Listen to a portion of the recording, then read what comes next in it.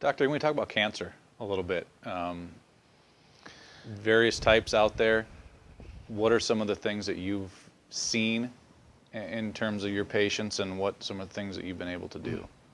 A better thing to talk about in relationship to, well, I will talk about that, right? A better thing to talk about, however, is the relationship between profits and cancer in the United States. There was a study that was published, I believe it was in 1994. It was a 12-year program, 12-year study. They looked at adults who had developed cancer as an adult, not childhood cancer, but adult cancer, right? And this is the main types of cancer that we get here in the United States.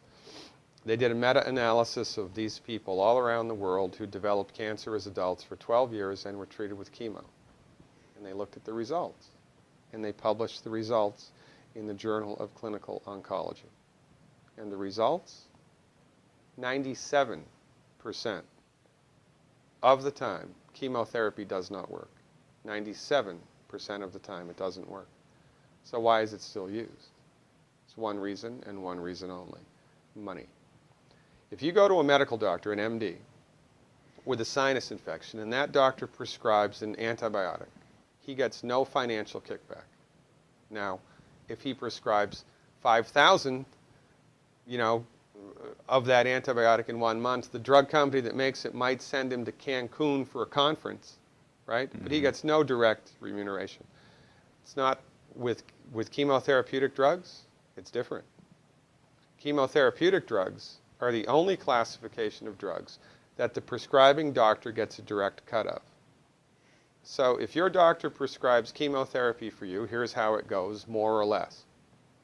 The doctor buys it from the pharmaceutical company for $5,000, sells it to the patient for $12,000, insurance pays $9,000, and the doctor pockets the $4,000 difference. And there ought to be a law. The only reason chemotherapy is used is because doctors make money from it. Period. It doesn't work 97% of the time. If Ford Motor Company made an automobile that exploded 97% of the time, would they still be in business? No. This is the tip of the iceberg of the control that the pharmaceutical industry has on us. Most people have no idea of this at all. Now, I wrote a book. It's called The MD Emperor Has No Clothes, right? In my book, I have a bulleted list of 10 questions that every cancer patient should ask their doctor. 10 questions. I've had patients kicked out, literally, kicked out of the oncologist's office because the doctor was PO'd that the patient was asking him these questions. And these are just common sense questions.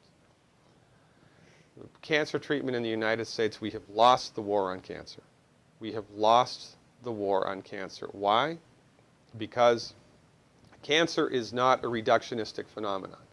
Cancer is a holistic phenomenon.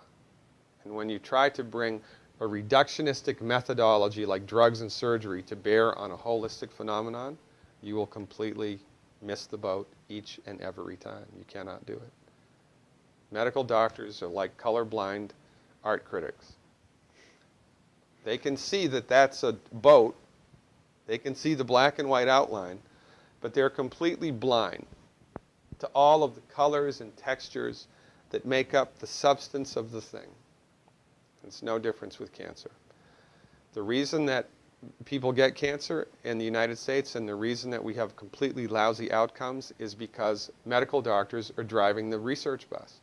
When women get together and do a 5K run for breast cancer, all of that money, do you think any of that money goes to nutritional research? Do you think any of that money goes to homeopathic research or acupuncture or traditional Chinese medicine or naturopathic research? No. All of it goes to drugs and surgery, which do not work. Now, why aren't those women running for selenium? If every girl in this country took 200 micrograms of selenium, in one generation we'd eliminate breast cancer by 82%. That's a big number. Why aren't we doing that?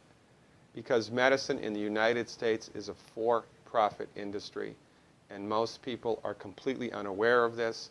And most people bow down to the altar of MD-directed high-tech medicine at their own demise.